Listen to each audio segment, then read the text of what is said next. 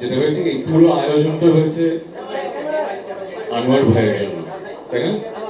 এখন ওনার গানটা আমরা প্রচার করতে চাই, এই সময় যদি আমি অন্য গানের প্রচার করি সেটা ওনার প্রতি অন্যায় হবে, এই কারণে ওনার পারমিশন নেব। আমি উত্তরটা দেবো নাকি? আপনি ভালো বুঝছেন, আপনি যেটা ভালো মনে করেন সেটা করবে। আমি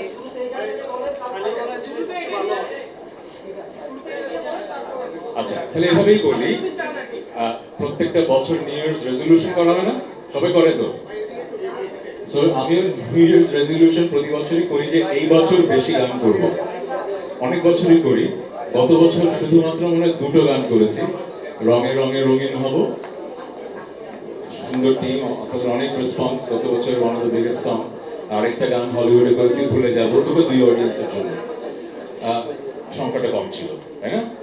এই বছর রেজলিউশন করেছি অনেক বেশি গান করবো, বাট এই রেজলিউশনটা এইবার পূরণ হবে, কারণ অলরেডি 4টা গান হয়ে গেছে, এই 1-2 মাসের মধ্যে আসবে। এই গান দিয়ে শুরু হলো, একা ঘর আমার।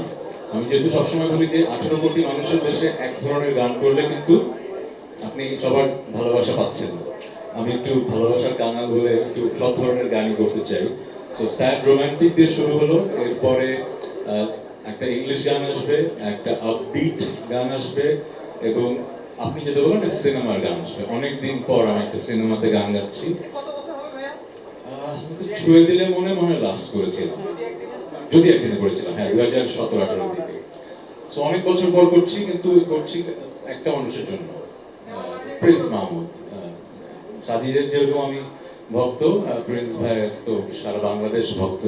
যদি বাংলাদেশের সেলিব্রিটি কম্পোজার থেকে থাকেন এবং একটা অসাধারণ মানুষ, তো প্রিন্স ভাই। সো প্রিন্স ভাই ডাক দিলে মানা করতে পারি না। এটা একটা মানে সিনেমা হোক যাই হোক, কার সিনেমা জানি না, পরে শুনলাম সিয়ামের সিনেমা, আদরের ছোট ভাই। আই এম ভেরি হ্যাপি যে একটা ভালো সিনেমা হয়েছে, গানটা অসাধারণ হয়েছে।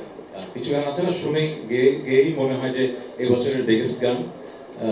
যেরকম রঙে রঙে রঙিন হওয়া গাওয়ার সময় জানতাম যে এটা বাংলাদেশের আপনাদের খুব ভালো লাগবে। সো এই জঙ্গলি গানটাও একটা ব্যাপার হবে। সো কিছু কিছু গান আছে যে বেঁচে থাকে, এই গানটা বেঁচে থাকবে। একা ঘর আমার হয়তো সারা বাংলাদেশ ব্যাপী তোলপাড় করবে না, কিন্তু এই গানটা বেঁচে থাকবে। সো আমি এই গানটা নিয়েও খুবই হ্যাপি। যে ইংলিশ গানটা করেছি আমার ফ্রেন্ড লীলা পেরির সাথে, ওটা আসবে, ওটাও নিয়ে হ্যাপি। তারপরে যেটা আবৃত গান করেছি সেটা নিয়ে হ্যাপি। আর জঙ্গলি নিয়ে তো খুবই এক্সাইটেড। ভ্যালেন্টাইন্স ডেতে আপনারা গানটা শুনতে পারবেন। না, একটু শুনে নেই, গানের প্রশ্ন আগে, গানের আয়োজন। একা ঘর আমার গানের কনসেপ্টটা এরকম যে ভালোবাসার মানুষ ছিল ঘরে, কিন্তু এমন কিছু একটা হয়েছে যে দূরত্ব তৈরি হয়েছে। কিন্তু দূরত্ব তৈরি হলেও একে অপরকে অবহেলা করছি, হয়তো এক ঘরে। হ্যাঁ, লোকটা ক্যামেরায়, ওকে। মানুষ চিনবে, চিনবে আমার ভয়েস শুনেছি। ও আচ্ছা, হ্যাঁ, জি জি।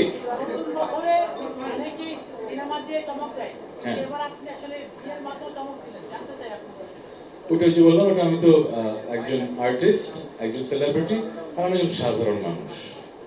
আমি কিন্তু যখন এখানে মানুষ দেখে মনে হবে যে আমি বিগ সেলিব্রিটি, তা আমার জীবনটা খুব সাধারণ। কিন্তু আমি কিন্তু সুপার শপে ঘুরি, আমি কিন্তু মাঝে মধ্যে মাস্ক পরে রিক্সায় উঠি না, রিক্সায় ভুল বললাম, মানে হাঁটাহাঁটি করি, কিন্তু মানে আমি খুব সাধারণ একটা মানুষ, ঠিক আছে?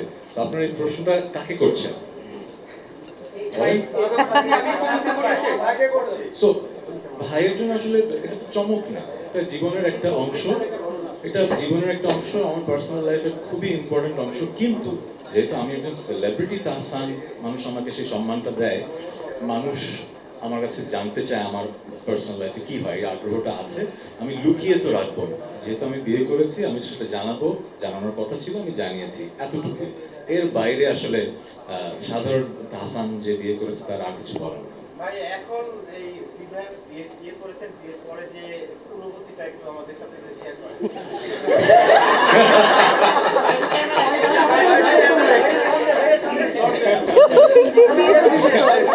বিয়ের পর অনুভূতি, আচ্ছা, অনেকভাবেই বলা যায়। হয় কি, হিউমার আছে না, রসবোধ। আমাদের দেশের হিউমারের অ্যাকসেপ্টেন্সের ক্যাপাসিটি কিন্তু এক এক রকম। যেমন সব অনেক দেশে কিন্তু স্ট্যান্ড আপ কমেডি ব্যাপারটা খুব বড়, আমাদের দেশের ইন্ডাস্ট্রিটা বড় না, কারণ আমাদের দেশের রসবোধটা একটু ডিফারেন্ট। আমরা সব কিছুতে রসবোধটা আনতে পারি না, আবার সবার কাছে ঠিকভাবে পৌঁছায় না। এই জন্য এই প্রশ্নের উত্তরটা যেভাবে দিলে আমার মজা লাগতো সেভাবে হয়তো আমি দিতে পারছি না, কারণ আমার যেটা মনে হয় যে আমরা একটু আমাদের জাতিগতভাবে একটু বেশি জাজমেন্টাল, সবকিছুতে চুলচেরা বিশ্লেষণ করি। আর আমরা যারা একটু পরিচিত হয়ে যায়, আমরা সবসময় মনে হয় একটা স্পটলাইটের নিচে জাজ হচ্ছি। এই জন্য হয়তো এই প্রশ্নের মানে যেরকম উত্তর মজা করে দিতে চাই দিতে পারছি না, বাট অনুভূতিটা খুবই অসাধারণ। It's a blessing. যে আপনার বিয়ের পর আসলে বিভিন্ন ধরনের মানে প্রশ্ন সামনে আসছে, এই বিষয়টা আপনি কি বলবেন? ওই যে বললাম, আমি একজন সাধারণ মানুষ হিসেবে আমি বিয়ে করেছি, আই এম ভেরি হ্যাপি, এবং সেলিব্রিটি হিসেবে কোটি মানুষের ভালোবাসা পাচ্ছি, শুভাকাঙ্ক্ষীদের উইশ পাচ্ছি, এটা নিয়ে আমি খুবই হ্যাপি। বাট আমরা এমন একটা দেশে বসবাস করি যেখানে আসলে সব দেশে নেগেটিভিটি থাকে, আমাদের দেশে একটু বেশি চর্চা হয় এবং কাটতির জন্য এই ব্যাপারটা হয়। সবাই সবার কাটতির কথাই চিন্তা করে, আমি তাদেরকে দোষ দেবো না। যে ইন্টারভিউ নিচ্ছে সেও কাটতির জন্য, যে ইন্টারভিউ দিচ্ছে সেও কাটতির জন্য। সো আমার কাজ হচ্ছে যে ওই যে বললাম, বছরের পর বছর গান করে যাওয়া, মানুষের মনের মাঝে জায়গা করে নেওয়া, তাদের সাথে বন্ধন। 18 কোটি মানুষের 18 কোটি মানুষই তো আমার শুভাকাঙ্ক্ষী নয়, তাই না? আমি এটা বুঝি, পৃথিবীতে এমন কোনো মানুষ তো নাই। সো আমার কথা হচ্ছে, আমি যাদের জন্য গান করি, তাদের জন্য গান করছি, তারা আমার এই সময়টায় খুশি হয়েছে। তো আমি নিজেকে ভাগ্যবান মনে করি যে আমি আমার একজন মানুষকে পেয়েছি যা who makes me smile like this, and I'm very happy. So তিনজন। আচ্ছা, একটা কথা বলি, আমরা 3 মিনিটের জায়গায় আমি তো অনেকক্ষণ আছি। আমার পাশে একজন গুণী শিল্পী আছেন না, ওনার সাথে কথা বলবেন না? প্রচুর মেয়ে ভক্ত আছে তার, সেই জায়গা থেকে আসলে রোজা ভাবি মানে আমাদের যে ভাবি এখন বর্তমানে তার কোন বিষয়টা আপনাকে সবথেকে বেশি ইমপ্রেস করেছে এবং রিফ্লেক্ট করেছে, যার জন্য আপনারা প্রেম করেছিল, ভালোবেসেছেন? যেটা হয় কি, পার্সোনাল লাইফের অনেক সুন্দর ঘটনা থাকে যেগুলো আসলে ক্যামেরার সামনে বলা রুচিশীল না।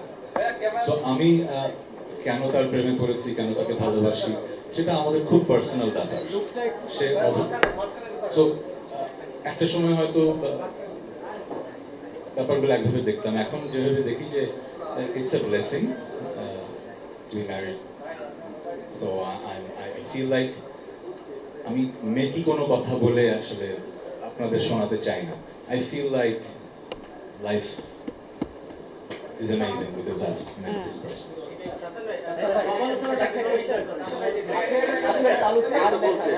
মঞ্জু ভাই, আপনি কোথায়? আপনাকে আমি দেখতে পাচ্ছি না। হাতের তালুতে আর লেখা, অবভিয়াসলি রোজা, এটা একটা বিষয় আমরা দেখলাম যে আপনার একটা গান আছে চাঁদের আলো। আপনার ভক্তরা যারা আছে বা বিশেষ করে মেয়ে ভক্ত যারা আছে, তারা উপরে আপনাদের দুজনের ছবি দিয়ে লিখতে অবশ্যই আসল ভাই আর ভালো খুঁজে পেয়েছে। এই যে বিষয়টাকে কিভাবে দেখছেন এবং কিভাবে দেখছেন ভক্তদের এই ভালোবাসা? ওই যে বললাম, সেলিব্রিটি তো আছেন, আর্টিস্ট আছেন, আর সাধারণ মানুষ তো আছেন। আমি পুরো ব্যাপারটাই আসলে একজন সাধারণ মানুষ, সে তার জীবন সঙ্গী খুঁজে পেয়েছে, বিয়ে করেছে। এর বেশি আমি কথা বলে পুরোটা মানে এটাকে তো ন্যাশনাল ইস্যু আর বানাতে চাই না। আমার ভক্তদের জানানো দরকার ছিল, আমি বিয়ে করেছি, জানিয়েছি, এতটুকু, এর বেশি